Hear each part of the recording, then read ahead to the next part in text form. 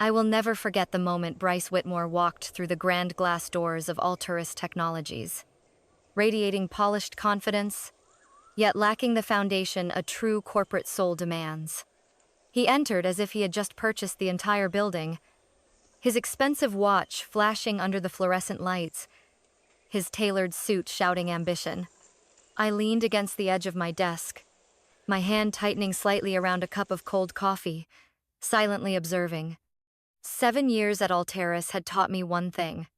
New winds often bring chaos before they understand what truly holds the structure together.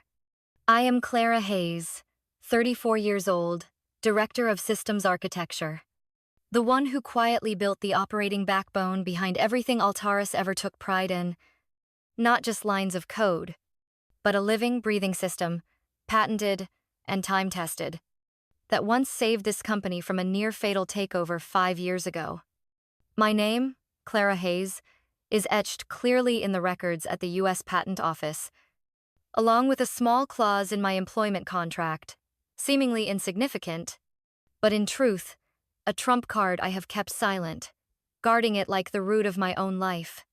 I had seen CEOs come and go, waves of restructuring crashing through like tides, challenges swelling and fading, ownership changing hands like seasons. I survived with calmness. No boasting, no chasing after fleeting glitter. Just meticulous work, quiet leverage, and loyalty to the value I had built. But Bryce Whitmore, I realized quickly, had no interest in the foundation. He sought headlines, catchy slogans, not the performance numbers hidden beneath the surface. And because of that, he had no idea that in this open-plan office, where I sat quietly, there was an undercurrent he had yet to recognize. That day, Bryce stood in the middle of the conference room, his smile confident, but his eyes cold as ice, as he spoke. "Hello everyone, I'm Bryce. I want everything here to be faster, leaner, bolder.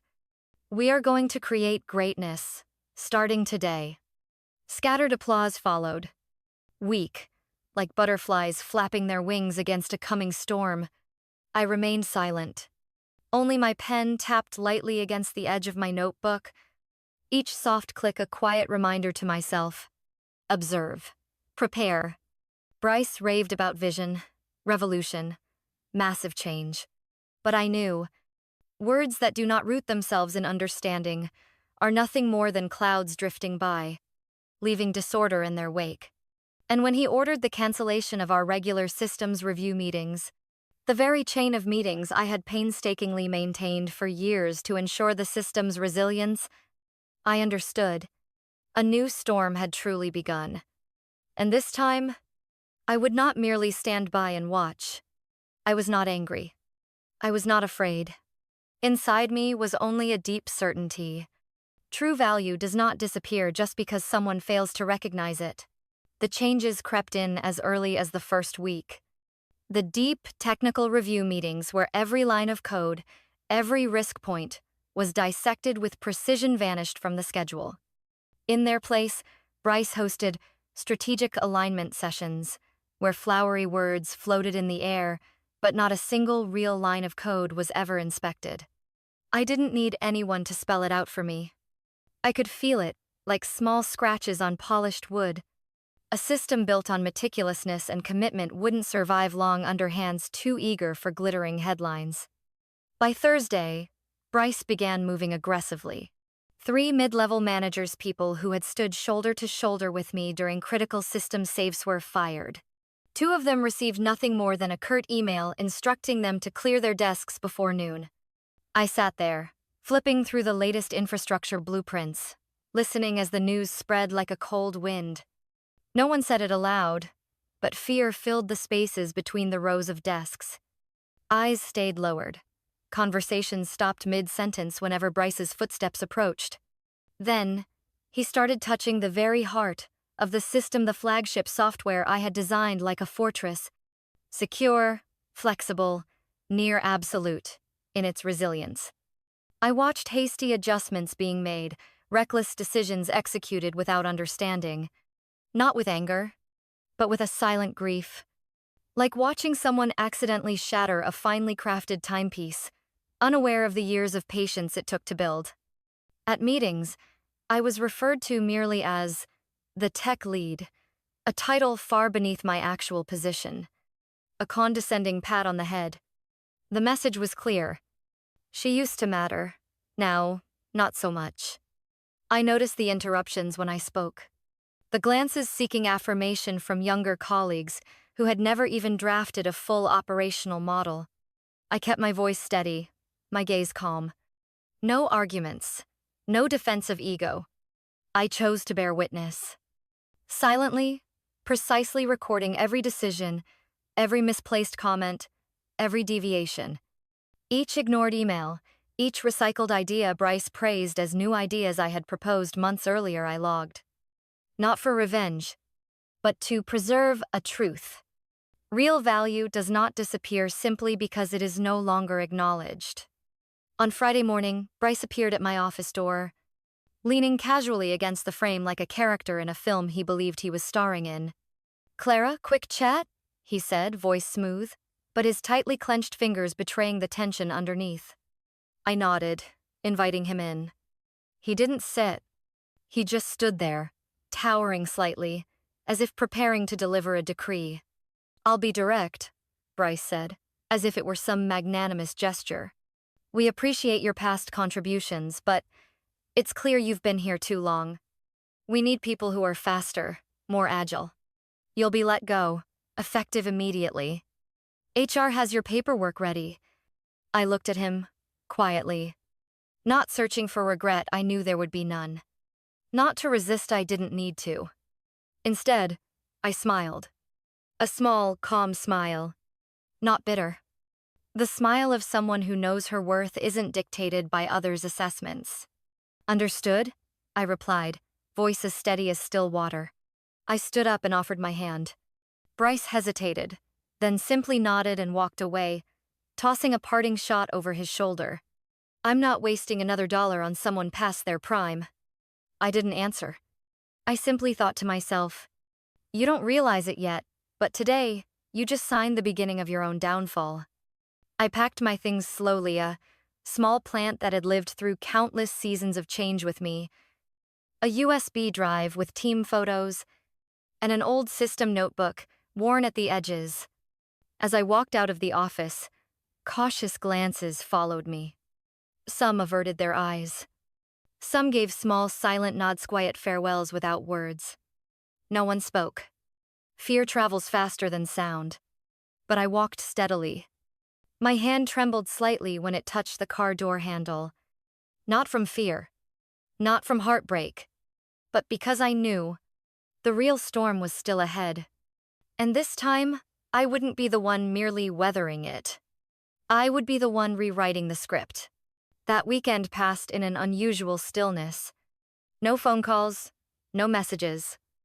No words from Bryce or anyone at Altaris Technologies. I wasn't seeking consolation, nor did I care about the rumors that surely must have already been weaving through the familiar rows of desks I once walked by every day. I needed silence. Not to hide, but to listen to myself, like a river that needs stillness before it can reflect the sky. On Friday night, I wandered along Quincy Market, where the stalls had long since closed and the amber streetlights stretched out across the worn cobblestones. The wind from the Charles River whipped through the streets, brisk and cutting, making me pull my collar higher. But the chill on my skin was nothing compared to the cool clarity filling my mind. Clarity. I wasn't mourning the loss of my job. What lingered was only a faint sadness for how 7 years of steady, painstaking work could be dismissed with a few careless words. But regret was the last thing I would allow myself to carry. I needed action. Not fueled by anger. Not driven by resentment. But with precision. The same way I had once crafted each line of code that became the backbone of Altaris. On Saturday morning, I opened the small safe tucked away in my Beacon Hill apartment. Inside, beneath old documents, lay the original employment contract, a document Bryce had likely never even bothered to read carefully. I turned each page, patient, methodical, And there, on page 42, I found it. The intellectual property clause, signed in bold blue ink. U.S. patent, 8,475,621 The operational backend system that supported 82% of Altaris's core activities, registered under my name, Clara Hayes. The company had rights to use the system, but any renewal of that right required my explicit consent each term. And the latest renewal? It would expire at 11:59 p.m. Sunday night, less than 48 hours away. I let out a quiet laugh. Not out of triumph, but out of irony. In his rush to assert dominance, Bryce Whitmore had forgotten the very foundation supporting all his bold proclamations. And now, with a careless signature and a short-sighted ego, he had unwittingly dismantled his own operation. That afternoon, I sat by the window of my apartment, the late sunlight slanting across the small potted plants, a cup of hot tea in hand, and drafted an email, each word deliberate, each sentence sharpened to the essential.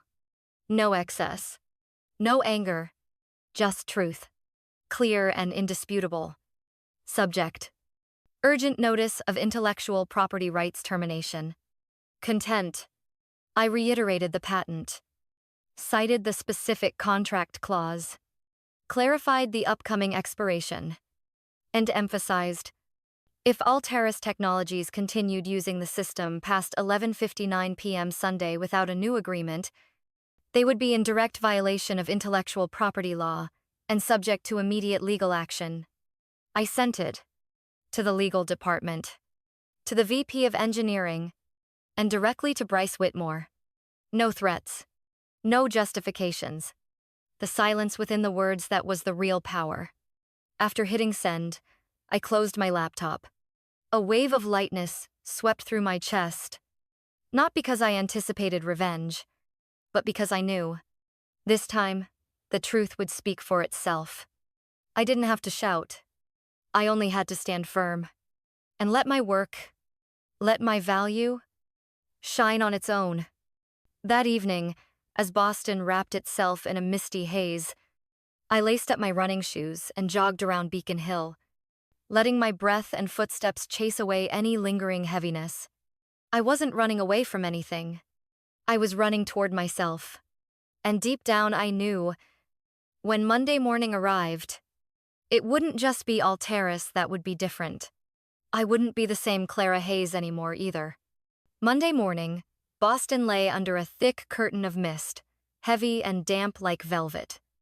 I sat by the window, a thin curl of steam rising from my cup of black coffee, watching the slow crawl of traffic along Tremont Street in the distance. In the quiet of my apartment, my phone began to buzz.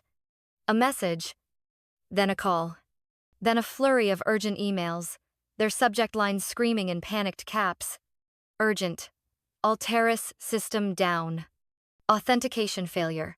Immediate response required. Clara, please contact us.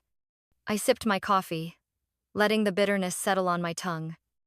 No rush, no gloating, only a profound stillness like a farmer sitting on their porch, calmly watching the rain they knew would come. My patent, the foundation for 82% of Altaris's operational system shad, expired just past midnight. No new agreement, no license extension. And now, the lines of code I had written with such care were executing exactly what they had been programmed to do. To shut down when used without rightful authority. The phone rang again. This time, it was Bryce Whitmore. A terse, sharp text followed. Call me immediately. I set the phone down on the table, leaning back into my chair. No need to hurry. They were now experiencing the lesson I had deliberately allowed them to learn firsthand.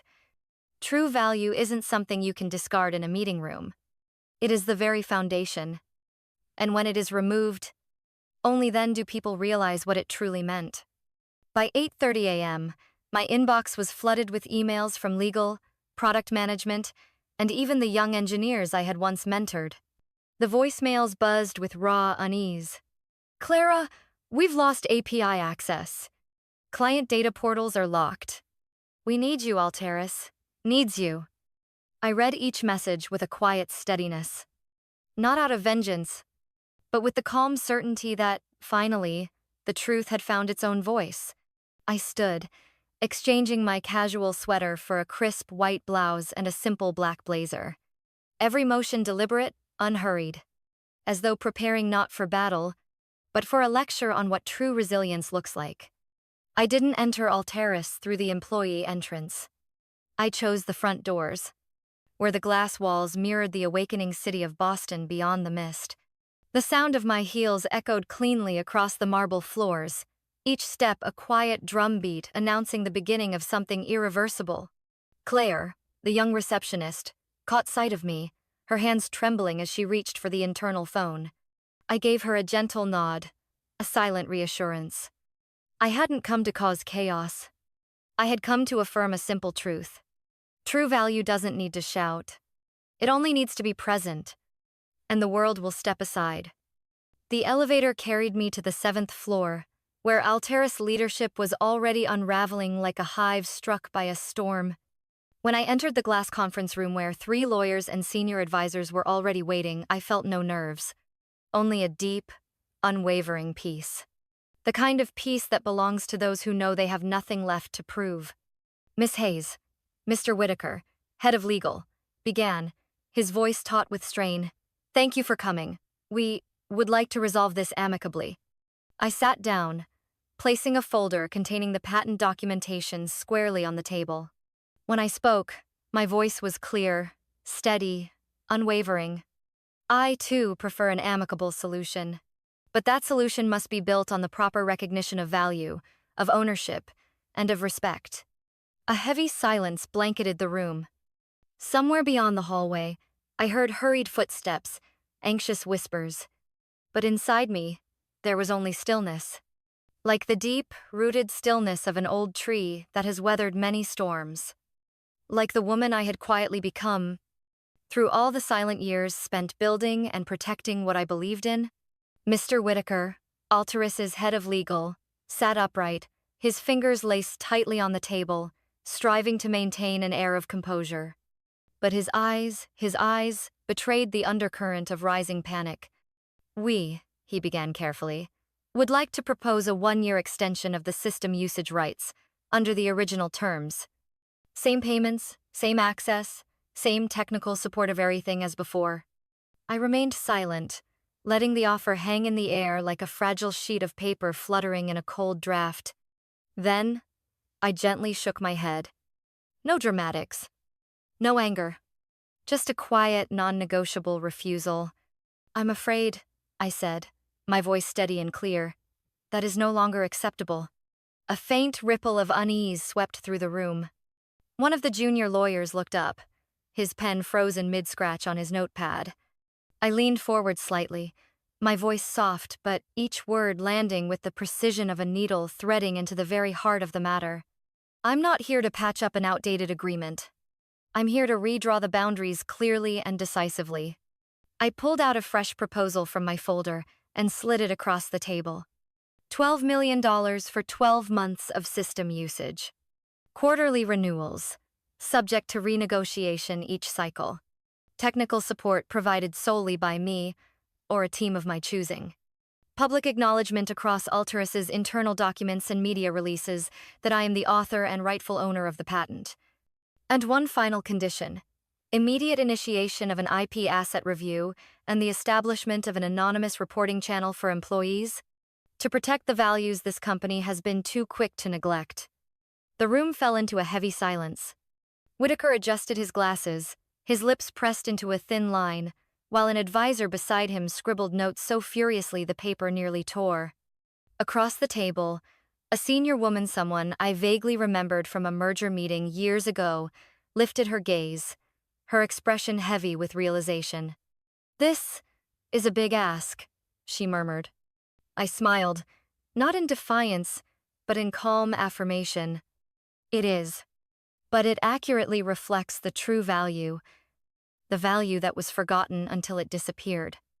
The air in the room grew dense, but I remained light, as if speaking about the inevitability of the changing seasons.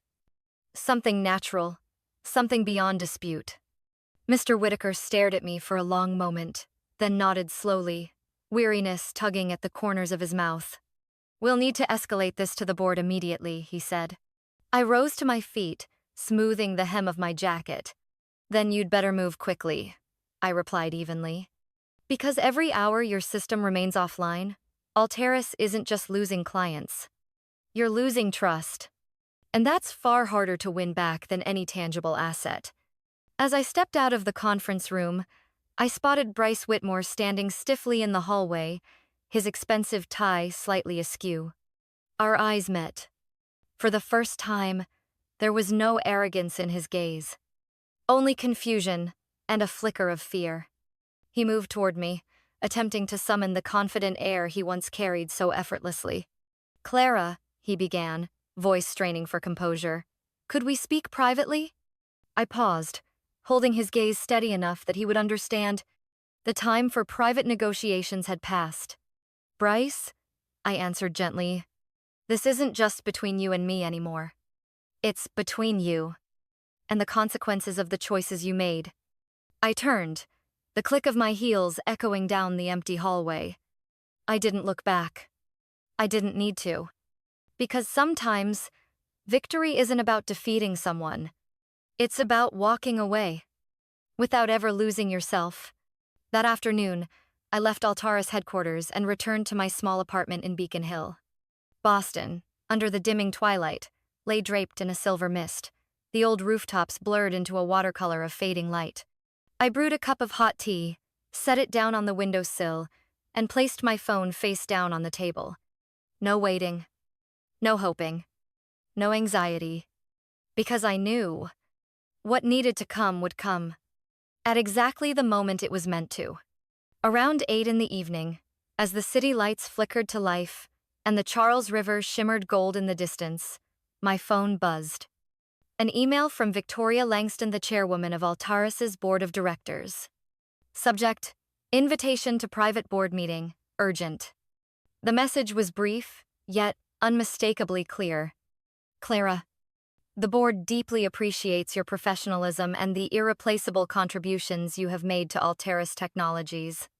We cordially invite you to attend a private session tomorrow at 10 a.m., rooftop level, Altaris headquarters. Your input will play a critical role in shaping our leadership and strategic direction moving forward. Sincerely, Victoria Langston, Chairwoman, Board of Directors, Altaris Technologies." I read the email once more, then leaned back in my chair, letting a deep, steady calm fill my chest. 2 days ago, they had treated me like a relic to be discarded. Today, they needed me as a cornerstone. I didn't feel triumphant. I didn't feel vindicated. I simply felt light. As if all those silent years building, coding through sleepless nights, anchoring systems others barely noticed were finally being seen. Not because I had shouted, but because I had kept planting seeds, even when the field seemed abandoned. I smiled faintly. Not a victor's smile, but the smile of someone who knows they have saved themselves. That night, I sat by the window, the city's lights spilling across the skyline below, and outlined the points I would present next morning. Not to accuse, not to retaliate, but to remind them, and myself, that a company is not built on contracts alone. It is built on loyalty, quiet dedication, and the work of those who stay not for the spotlight, but because they believe in something real. Tomorrow, I would walk into that room carrying no anger, only the truth. A truth woven patiently, steadily, into the very fabric of my life. And no matter what they decided, I already knew. I had chosen to stand by myself, and that would always, always be the right choice. The next morning, I stood before the mirror, straightening the collar of my crisp white shirt and smoothing the folds of my black blazer. I didn't intend for today's meeting to be a confrontation. I only wanted to speak the truth clearly, calmly, without bitterness. Outside the window, Boston was cloaked in an oddly bright and chilly morning. Thin sunlight pierced through the tall buildings, like a quiet reminder. Even after the darkest days, the light always finds a way back. I arrived at Altaris headquarters at precisely 9:45 a.m. No employee entrance. No access badge. I walked through the main doors, my stride steady, heading toward the elevator that would take me to the rooftop where the board was already waiting. Along the way, I felt the curious, tense gazes of familiar faces. No one spoke. The silence was thick, heavy between hurried footsteps. When the elevator doors opened, I stepped into a wide, glass-walled room, exposing the full skyline of Boston beyond. Sunlight poured into the space, spilling across the heavy walnut boardroom table. The 10 board members were already seated, all dressed in somber business attire, their faces serious. At the far end of the table sat Bryce Whitmore, rigid, his face set, his hands clasped tightly like a schoolboy, awaiting a failing grade.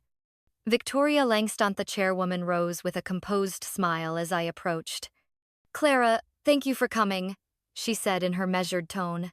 "We want to hear the perspective of the person who built the foundation of Altaris." I gave a small nod, placing my file neatly on the table before clasping my hands lightly in front of me. I needed no notes. Truth requires no script. "Ladies and gentlemen," I began, my voice steady, carrying easily across the room. "A sustainable system doesn't just require good technology. It requires people who understand the value of silence, people who recognize that what's invisible to the eye is often what holds everything together." I paused, letting my gaze meet each of theirs, steady, unwavering. When I designed the operational framework for Altaris, I wasn't just writing code. I was laying down invisible frameworks, security layers, operational principles that have supported every major growth and every major contract you've celebrated over the past 7 years. I allowed the truth to settle into the silence before continuing. But when leadership ceases to respect that foundation, when understanding is replaced with ambition, when tireless work is dismissed with empty slogans, the system isn't just weakened technically. It is wounded at its very culture. Across the table, Bryce drew in a sharp breath, about to interrupt. But when my calm, unwavering gaze met his, the words caught and died in his throat. I turned back to the board. Today's collapse wasn't because of outdated technology. It wasn't because of those who spent their youth building it. It happened because of blind leadership, recklessness, and a failure to honor the very foundation this company was built upon. Victoria Langston leaned back slightly in her chair, her expression unreadable. Several other members leaned forward, visibly absorbing every word. I softened my tone slightly, but not the weight of my words. No one can lead a system they don't understand. No one can build success on a foundation they disdain. I walked slowly around the table, each step deliberate, the sound of my heels punctuating the gravity of the moment. Altaris doesn't need a leader who shouts slogans and discards what he doesn't comprehend. Altaris needs leaders who listen, who learn, and who respect even the smallest stones that hold up the bridge. Returning to my original spot, I lifted my chin. I'm not here to plead for my position back. I'm here to remind you, true value isn't in the speeches. It's in the quiet, persistent work of those who build, day after day. Victoria gave a slow, thoughtful nod, a flicker of respect crossing her features. Then she spoke for them all. "Thank you, Clara. We will give this careful consideration."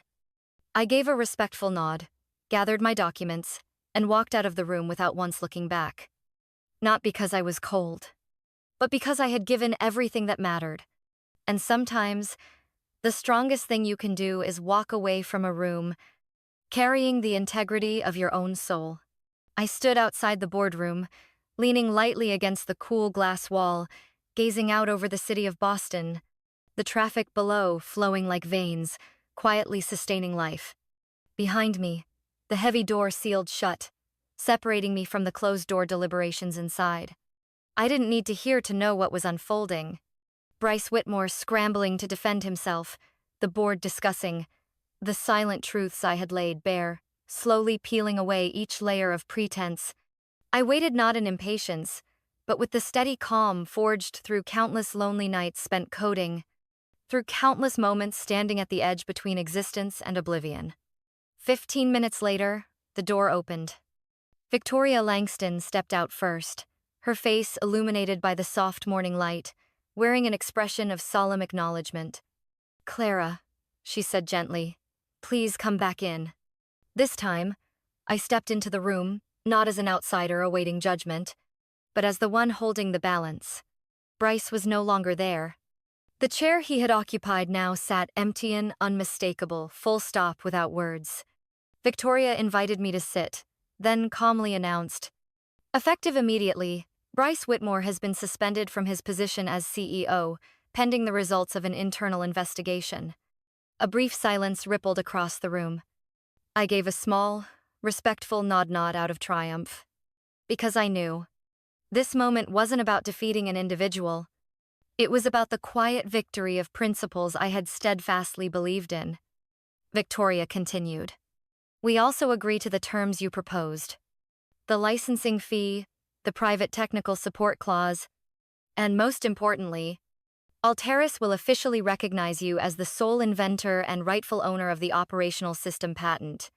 She slid a polished draft agreement across the table toward me. Each term clear, precise, exactly as I had outlined. I scanned the document, gratitude welling inside Minot for the recognition itself, but for every long night of patience and every silent wound that had led me here. Not a single word diluted. Not a single condition compromised. I picked up the pen and signed my name. The ink dried swiftly on the page, sealing the beginning of a new era. Victoria looked at me, her gaze softer now. "You didn't just save the system, Clara. You saved Altaris from the very arrogance that threatened to destroy it." I smiled faintly, not for the acknowledgmental though it was precious, but because I knew my worth had never been tarnished by the misjudgments of others. We discussed a few final points regarding my consultancy role for the next 90 days, helping transition the technical team smoothly. I would no longer be an employee. I would be a partner. A free partner bound not to any system but to the principles I had chosen to uphold. When I left the Altaris building that afternoon, Boston welcomed me with soft golden sunlight spilling across the streets. I walked slowly past a small square along Tremont Street, feeling my shoulders relax, as if shedding an entire chapter of my life. My phone buzzed. A text from Sophie Nguyen, former colleague who had quietly witnessed it all. "You're a lighthouse for all of us, Clara. Thank you for never losing your light." I reread her message, warmth filling my heart pure, without bitterness. I had not retaliated. I had not shouted. I had simply stood still, allowing my inner light to find its way out of the darkness. And when those seeds finally took root, I understood. No perseverance is ever wasted. No kindness is ever in vain. And no enduring structure is ever built upon contempt. I smiled to myself, amid the bustling crowd, in a city too busy to notice the silent earthquake that had just taken place. And I kept walking, light but resolute, because I knew the most beautiful journeys always begin exactly where we refuse to bow. The following weeks passed in a slow, steady rhythm. I completed my consultancy agreement with Altaris, helping the technical team stabilize the system, mentoring a new generation of engineers, those who understood that what's invisible can sometimes be the most essential. I was no longer Clara Hayes, the employee who endured judging glances.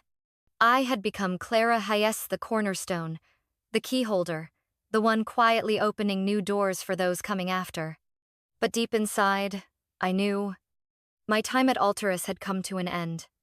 I no longer belonged to the old hallways, the tense meetings, the silent power plays. I belonged to a different journey, one where I could walk freely to the beat of my own heart. One misty weekend morning, I sat in my familiar coffee shop on a quiet Beacon Hill corner, laptop open before me.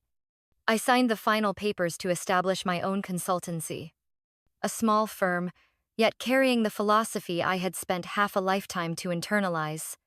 Build systems not just with technical excellence, but with kindness, integrity, and deep respect for the human beings behind every line of code. I chose my clients carefully. No chasing glamorous projects. I sought organizations that genuinely wanted to build something enduring. Planting a forest, not just erecting a temporary shelter. One afternoon, while refining a speech for an upcoming conference on intellectual property in tech, my phone chimed with a new email. I opened it. It was from Sophie Nguyenthi, young engineer from long ago. Dear Clara, I just filed my first patent. I dared to put my own name on it. I fought for every line of design. Because I remembered what you once taught me. True value doesn't need to shout, but it must be recognized. Thank you for being the light that showed the way. I let my hands fall away from the keyboard, leaning back into my chair, letting her words soak in. No spotlights needed. No standing ovations required. Just the quiet certainty that by living true to my own values, I had laid down one more stone on the path for those who would follow. That evening, I walked along the banks of the Charles River, the sunset gilding the water in soft gold, the breeze playing lightly through my hair. I no longer carried anger. I no longer felt the need to prove anything to the world. I carried only a quiet, unshakable belief. True freedom isn't standing atop a mountain waiting for applause. It's knowing that wherever you are, even unseen, you are the keeper of your own worth. As the sun finally dipped behind the distant skyline, I paused, closing my eyes for a moment. And I smiled. A smile as weightless as the breeze. Nothing left to prove. Nothing left to cling to. Only steady footsteps. Walking toward new horizons. And I knew, with all the peace in my heart, that was the truest victory I could ever give myself.